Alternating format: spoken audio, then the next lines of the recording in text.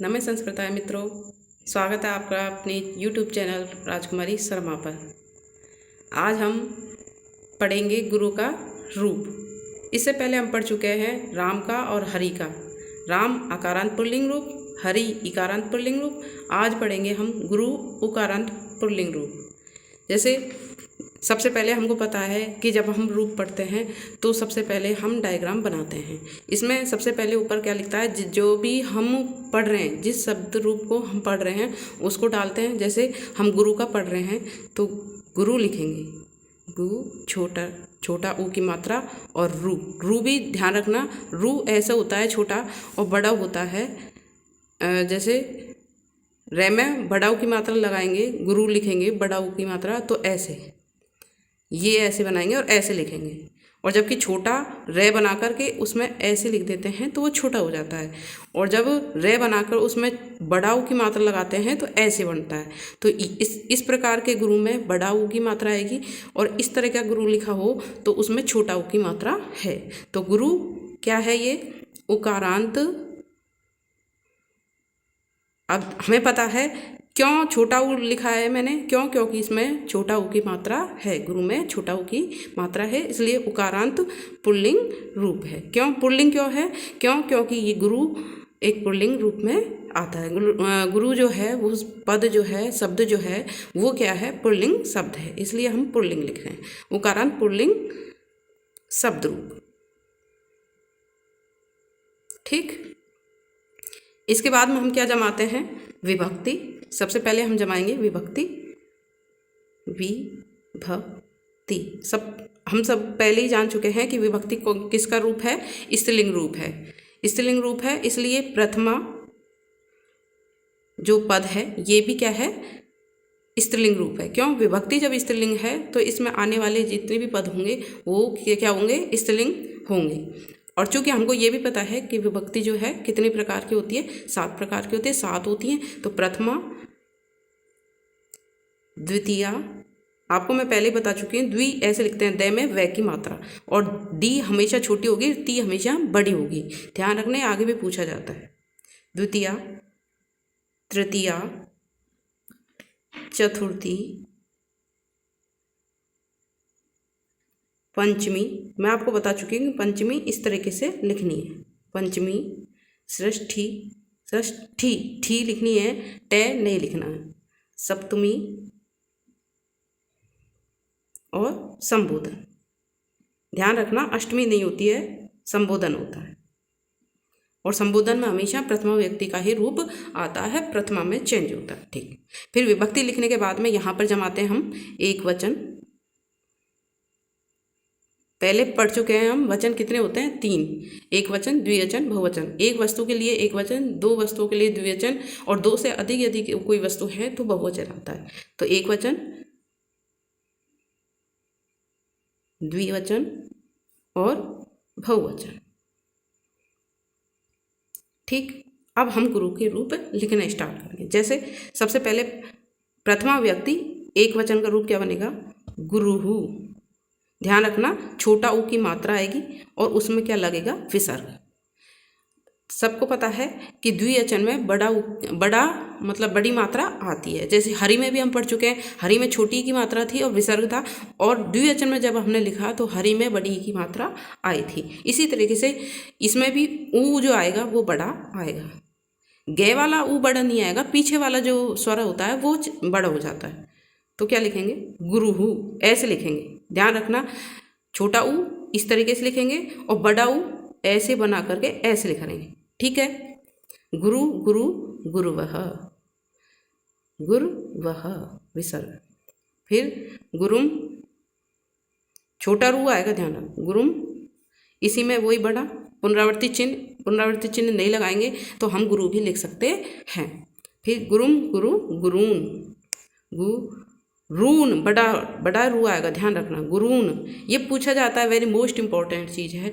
या तो ये पूछते हैं या फिर ये पूछते हैं, और उसमें भी जब प्रश्न पूछते हैं तो उसमें छोटा ऊ लगा देते हैं। गुरून तो लिखते हैं लेकिन छोटा ऊ लिख देते हैं, जबकि हमने क्या लिखा है, बड़ा। ध्यान रखना, यहाँ पे बड़ा ऊ की मात्रा आएगी। गुरुम, गुरु, गुरून, गुरुणा, इसमें छोटा आएगा, गुरुणा, गुरुभ्याम, गुरुभ्याम। अब छोटे आ रहे हैं, ध्यान रखना ये छोटे आ रहे हैं। गुरुभ्याम, गुरु भी, ये सब छोटे हैं। बड़े ध्यान रख लेना, बड़े यहाँ बड़ा है, यहाँ बड़ा है, ठीक है। गुरुम, गुरु, गुरुण, गुरुणा, गुरुभ्याम, गुरु भी। गुरुवे, जैसे भी हम पढ़ते हैं गुरुवे नमः, तो ये चतुर्थी व्यक्ति का एक वचन होता है। गुरुवे, गुरुभ्याम, गुरुभ्य, गुरुभ्य विसर्ग आएगा। फिर गुरोहो,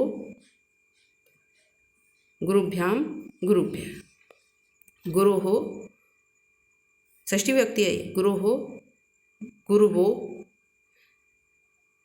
ध्यान रखना जब रूप में ई हो, यहाँ पर जैसे रे में ऊ है तो यहाँ पे ऊ है।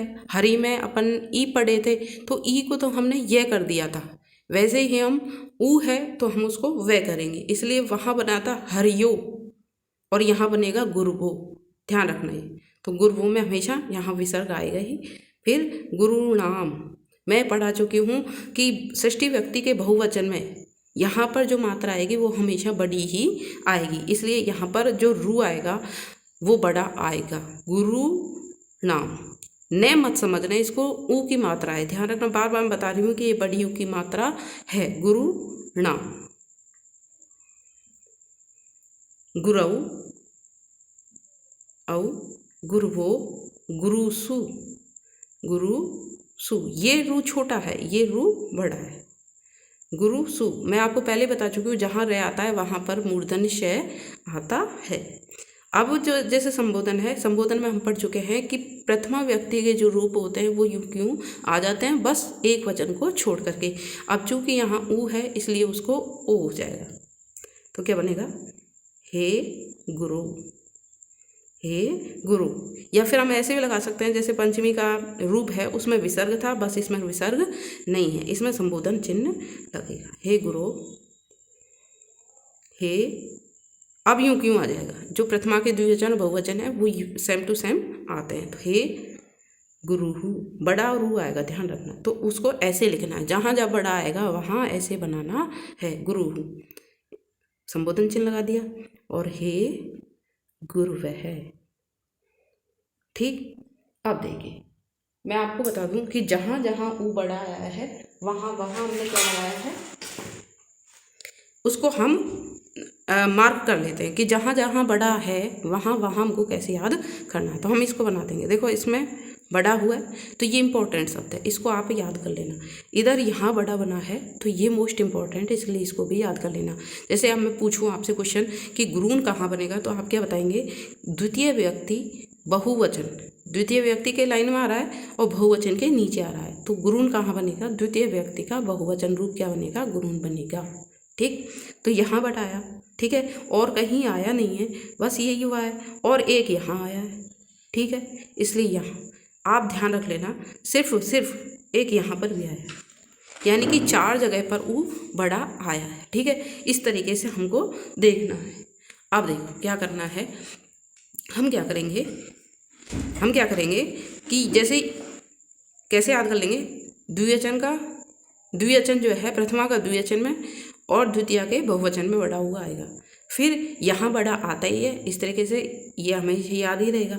और यहाँ बड़ा क्यों आया है, क्योंकि यहाँ प्रथम व्यक्ति का आता है, इस वजह से ये सेम टू सेम द्वितीय का जो द्विवचन है प्रथमा का वो ऐसे ही आ जाता है, इसलिए यहाँ पर बड़ा वो आया है, ठीक है।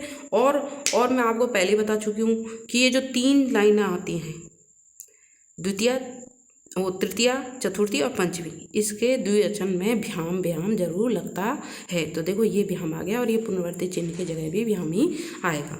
फिर यहाँ पे मैं भी बता चुकी हूँ कि यहाँ 2 जगह पर भय आएगा, तो यहाँ पर भी भय आ रहा है, ठीक है। इस तरीके से हम याद इनको कर सकते हैं, ठीक है।